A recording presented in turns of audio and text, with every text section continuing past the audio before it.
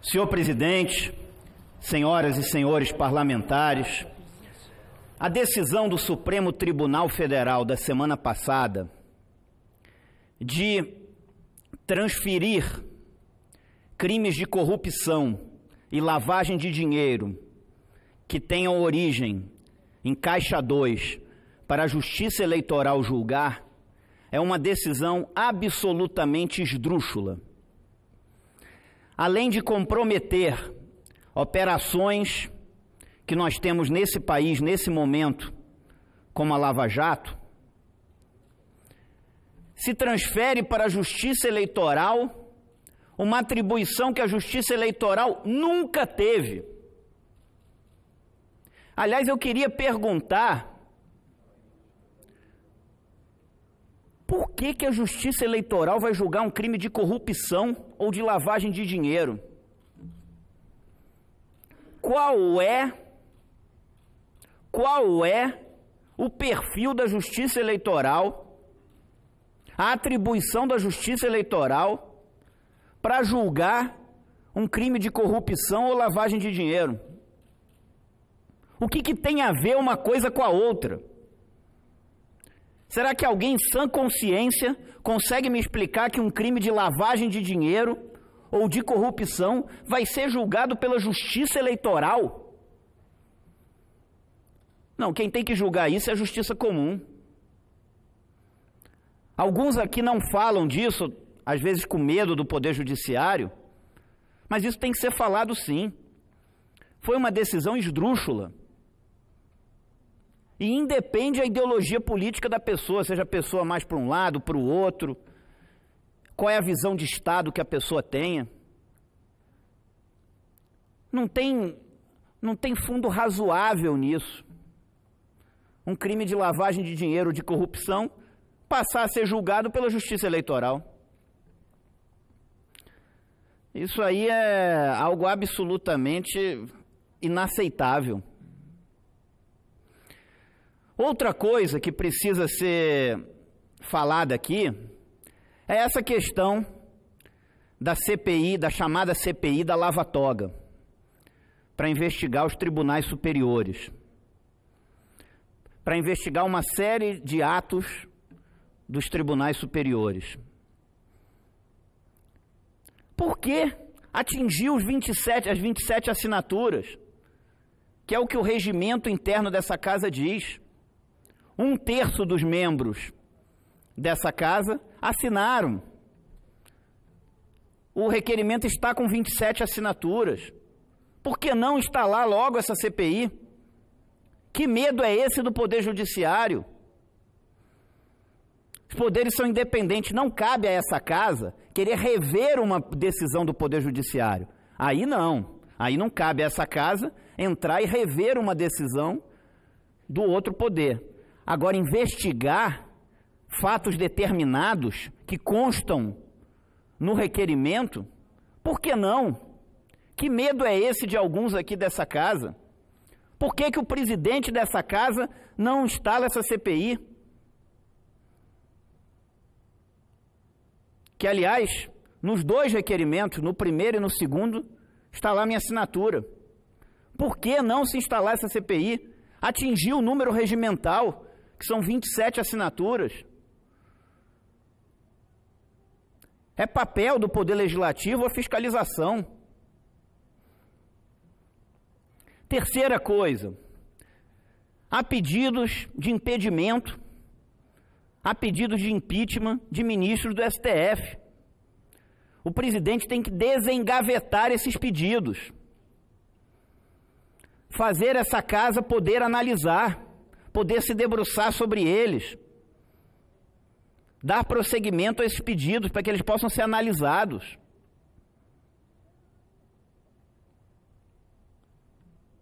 O presidente tem que desengavetar esses pedidos. É papel também dessa casa analisar os pedidos de impedimento de ministros do STF. E quarta questão, que também precisa ser falada aqui. Nós temos que mudar a forma de indicação de ministros dos tribunais superiores. Não é bom para o país uma fórmula onde a indicação de um ministro de um tribunal superior passa por indicação política, onde este muitas vezes fica devendo favor para o presidente que o indicou e também para um grupo de senadores que o sabatinou aqui no Senado.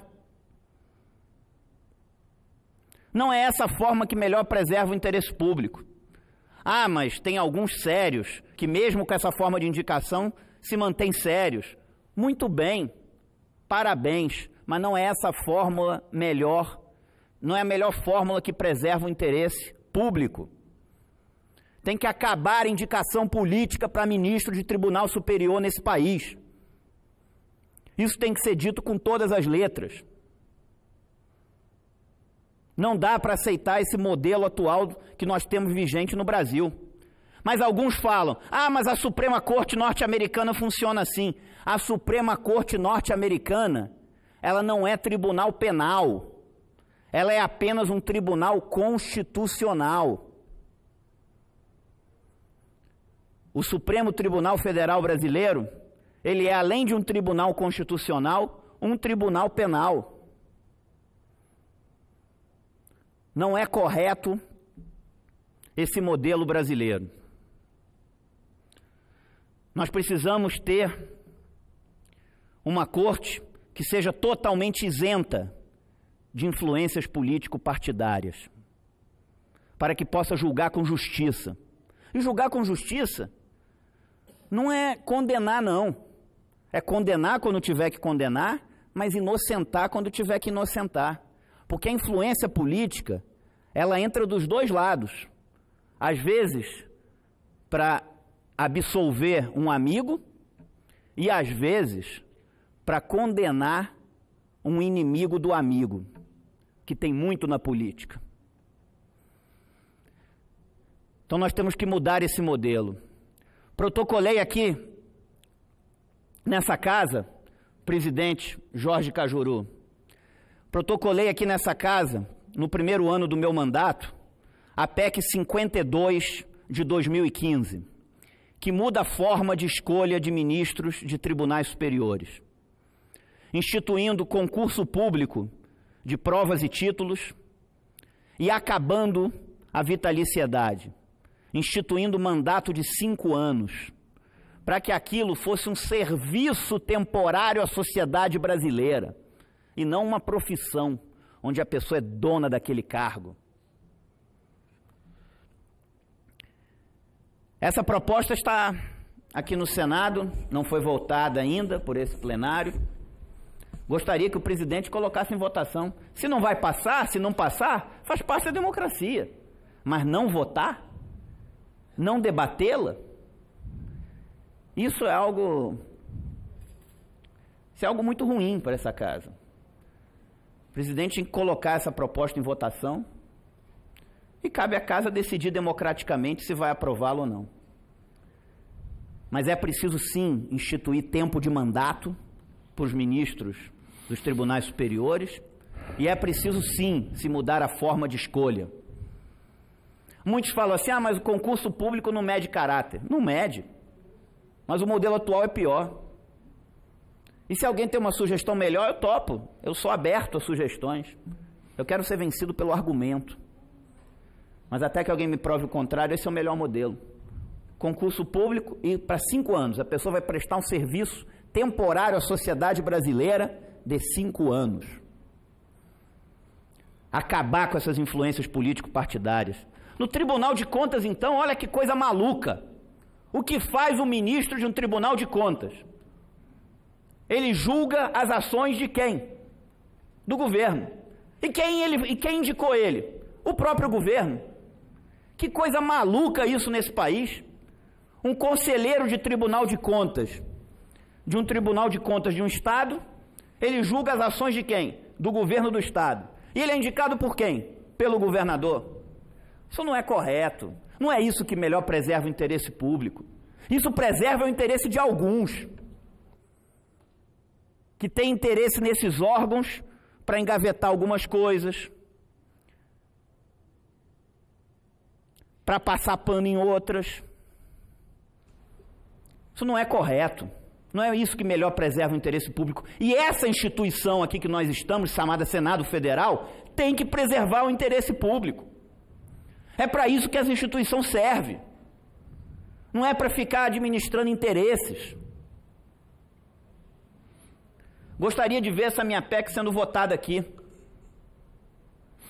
Nós temos que mudar esse sistema de escolha. Não dá para aceitar um sistema onde as influências político-partidárias agem como agem hoje nas cortes superiores desse país.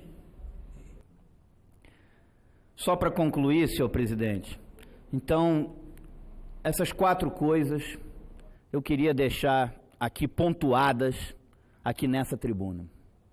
Primeiro, o meu registro crítico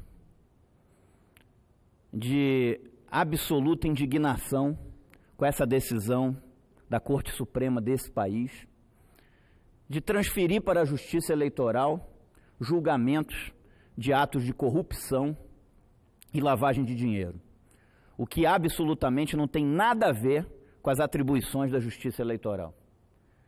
E é algo que não dá para se calar e não dá para aceitar. E lamento que alguns aqui, com medo do Poder Judiciário, se calem com relação a isso. Segunda questão é a questão da implantação da Comissão Parlamentar de Inquérito, da chamada Lava Toga, que atingiu as 27 assinaturas, inclusive a minha, e que cabe ao presidente dessa casa instalar essa CPI, que é o que diz o regimento dessa casa. Atingiu o número mínimo de assinaturas que está previsto no regimento interno dessa casa. A terceira questão é uma solicitação ao presidente dessa casa que cumpra o seu papel e desengavete os pedidos de impedimento dos ministros do STF que aqui se encontram, para que eles possam ser analisados por essa casa, com todo o critério que eu espero que os parlamentares tenham, com toda a consciência. Não é só condenar, não, é inocentar também o que tiver que ser inocentado, mas eles têm que ser analisados.